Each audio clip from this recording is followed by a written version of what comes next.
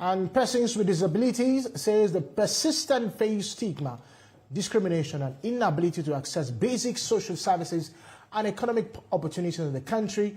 While the current economic situation, it has become increasingly difficult for many to acquire an assistive device to help their plight or sustain themselves.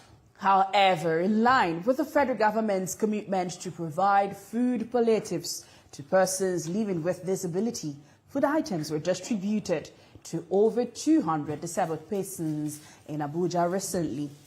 Other individuals and organizations do their own part of giving out to the less privileged in the society. But the question is, are these palliatives really enough to provide for those who are really indeed? Interesting. It's a conversation we are going to have.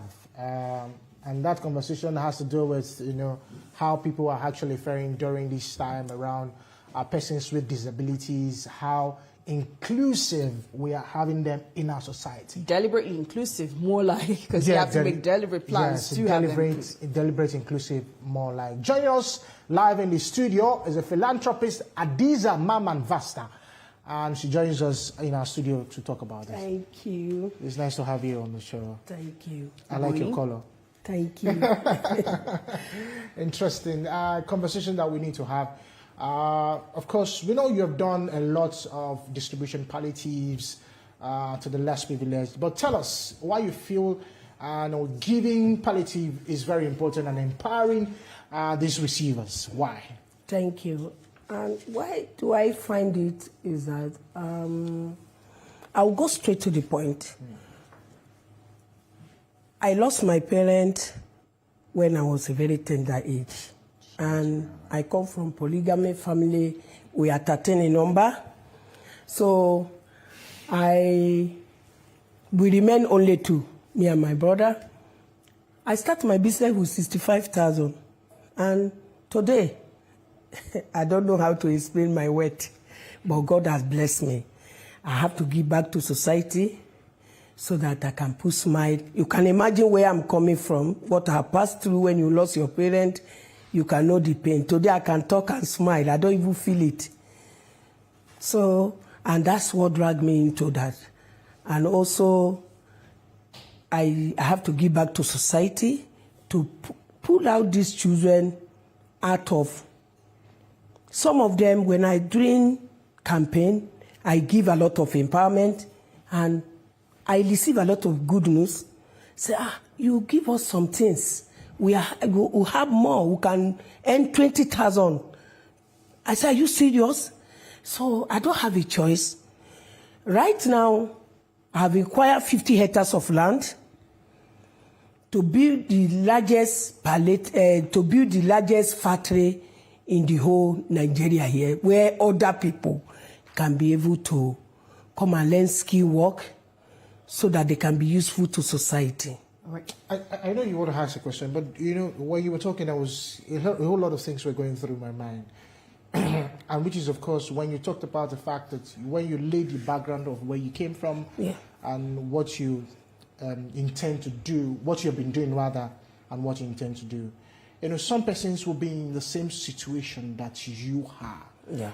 And they don't tend to see it from your own perspective, but how do you think that people can start, the ones who have, can start giving up? Because it's when you have and you need to give, how do you think people need to start giving, so we can have a better society? Yeah, how do you have better society? I can only talk to them outside there. People, they are watching me outside there. There is a lot of good people outside there that they can still help if you're willing to help. If you want to help the society, why am I out now? Is to me to help the less privileged. I can do to renew hope agenda. And I find it that what God has blessed me with, I should come out. You don't have to depend on government. This is not the time for government. You have to stand to help. If you go outside there, you see what the children they are passing through. You see what those widows they are passing through. What I do to them, I give them their children's scholarship. As I be going around for the whole Federation of Nigeria for 36, I've gone to like 22 states. Wow. During the Army Remembrance Day, I give widows to 60 sewing machine to empower them so that they can have something doing. I've been doing a lot, but right now I've acquired a land where I can take 10,000 people, more than 10,000 people on the street. They can have something doing so that they can be able to learn skill work.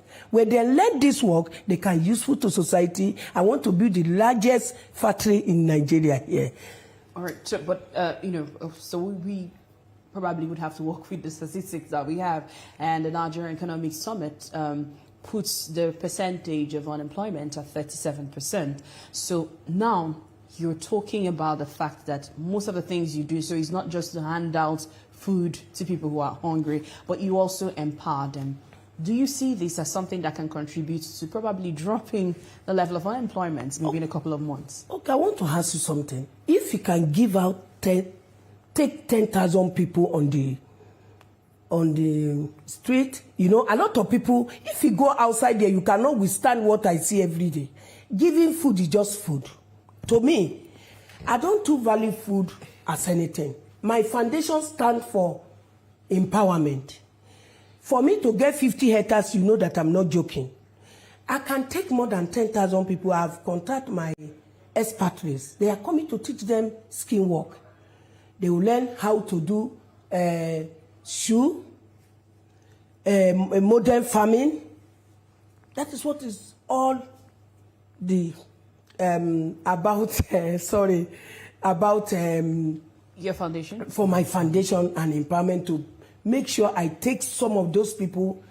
When you go around, if I can empower 10,000 people, take them out of poverty, I think Nigeria will be better. If you have me like this, like 10, what are we talking about in Nigeria? Yes, but I was also going to ask, so do you follow up to know that I gave this person, a sewing machine, and now I know that they have established themselves, so to say? I have an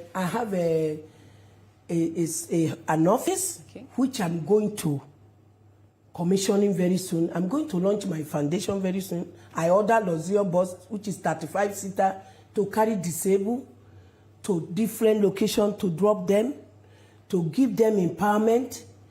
What I'm going to do now is to make sure I add value to society, to help to renew hope agenda, where you cannot wait for government anymore.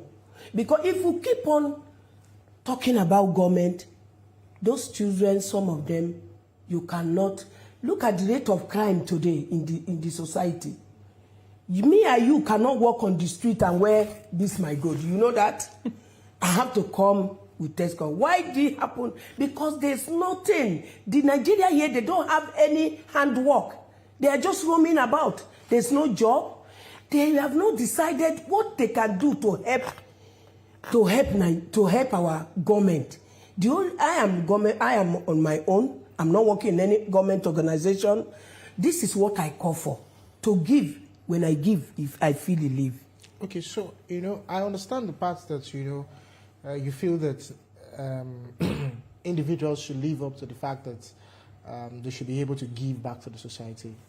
But one of the things that the government have been doing, and many people have not really, highlighted it? Yes, is the fact that government keeps giving palliatives. Don't you think that government should rather focus on empowering than giving palliatives? That is where I'm coming from. Now, thank you. What I think about government should do now, right now, there is a serious problem outside there. The other time I go out, I see an old woman, I give him empowerment, grinding machine. I say, look, he say, my son run away and leave me. He doesn't have work. What you are doing for me, I give them grinding machine, I give them some little cash, I give them moral support, that if you have a child that want to go to school, I will pay the school fees. What government should focus right now? What government should focus right now is empowerment. Let them learn handwork. It will take a lot of people. Like now, you finish your secondary school, you are waiting for admission. You don't have to be at home, be idle. No. If you finish your If you finish your secondary school, you want to go back to university and there's no admission, you can go and learn handwork.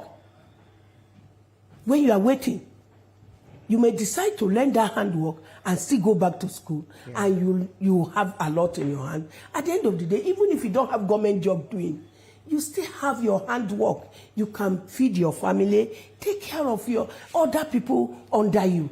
That is what I am begging Nigerians, the government, and other people to come out, that are watching me outside there, to come out and help.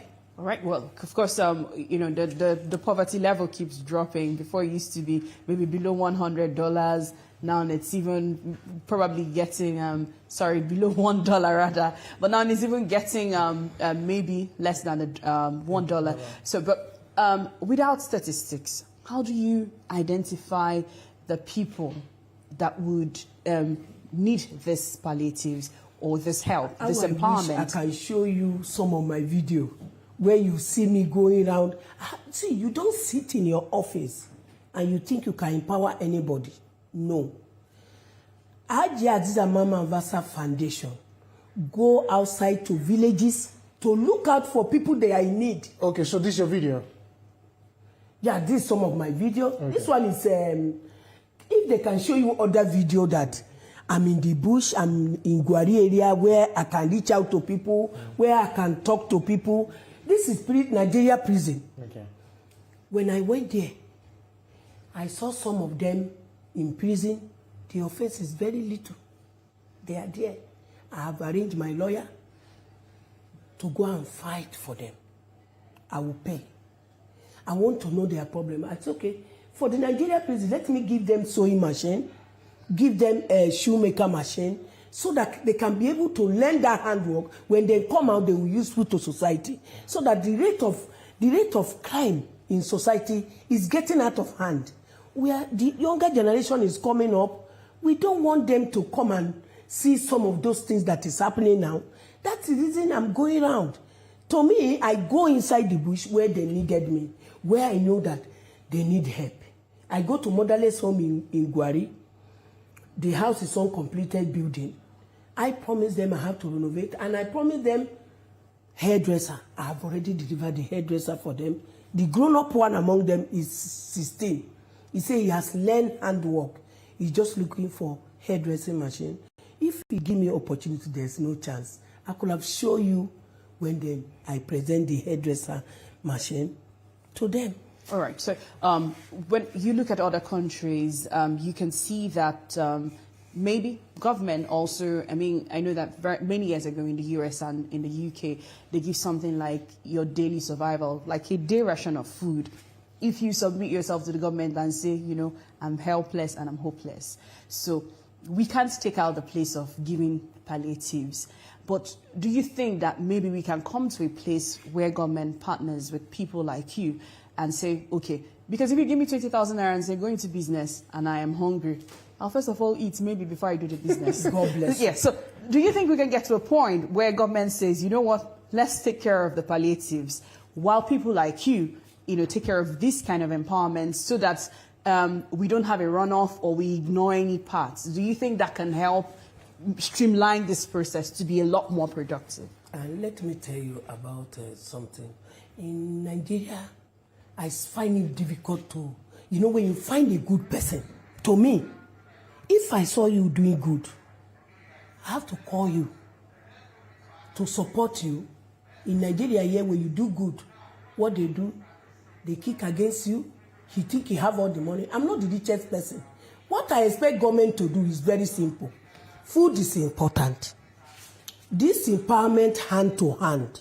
I write my foundation name on them. I have a supervisor that supervises them round. My supervisor go to Maiduguri last month to check those widows that I give 60 machine. They are doing well. They are praying for me every day. You can imagine 300 people. In Abuja University, I give 65 students scholarship. The motherless home, they are not going to school. You go there, you see small children. I say, I'll pay their school fee till they finish. What are we talking about? I have to locate that school by myself to make sure I pay to the school. Anytime they want to pay, I pay to the school. I didn't give to one person to go and pay for me or give it to the head of that foundation. He will pocket the money and solve his own problem. This is what I'm talking about. What government can do right now is to look for good people outside here. I believe I'm one of them anyway. So they should look for them. Come and partner with my foundation. I imagine I have 50 hectares. Imagine model farming. We are talking of model farming. The people you are picking, all this, the less privileged, can learn model farming. They start contributing in our society. Go to China. If you go to China, you see a lot of people, they are learning farming.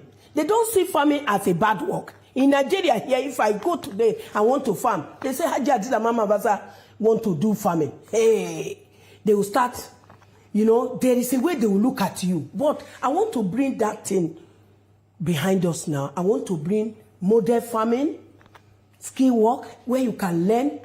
So I beg government to come and partner with me and other good people outside there. That is what I'm hoping for. You know, it's good that you have all of these plans, you know, out for yourself. But, you know, my major concern is how, because Nigeria is bad with statistics and data.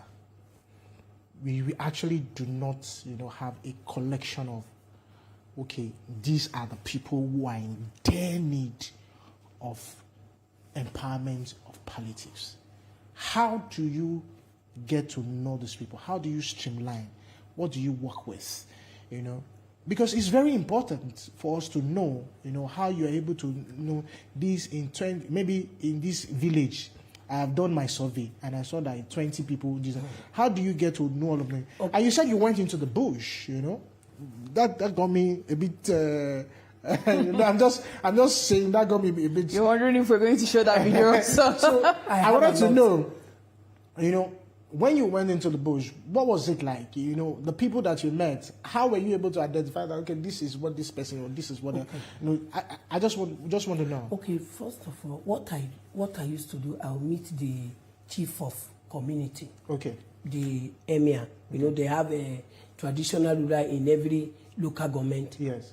Everywhere in Gwari area council, they have some women that they are there. They are market women. They are doing small business. I have to go around in the market and start watching them. I want to buy something. What do you do, madam? They say, this is my business. How much are you using to start this business? Say, my daughter, I use 50,000 naira to start business. I'm doing well. My son is going to school. I said, okay, that is fine. I will go to the next person, start asking them questions. Sometimes I meet the traditional ruler to talk to them. I need people that is orphan. They don't have mother. They don't have anybody to stand for them. That is why I'm here. They say, okay, some of them, they are here. They are not going to school. I say, okay, I will look for school in that environment. Because this is the only way you can achieve this. If you are sitting down, you cannot achieve this. You have to go to ask questions. Market is easier place to you to get what you want. Because those women, they are there. They are there. You go around, they are there. So what I will do is, okay, there is a school around here. Because I cannot take all of them now from Suleja to come inside town. No. There is a government school. There is a private school. I can select 50 of them. I say, how much is the cost, please? They will tell me. I say, okay, I'll pay. Just like these children now. The woman is complaining bitterly. They don't have a helper. Nobody. I said, don't worry, I'll pay. How many children that they? I think they are 28 in number. I said, I'll pay their school fees. They grow up. If I die, my children will continue where I stop. Thank you very much. Thank you. It's indeed a beautiful place to round it up. Thank you. Thank you. I'm a bit emotional. Thank you. I look forward to see you time to time. All right. Thank you very much.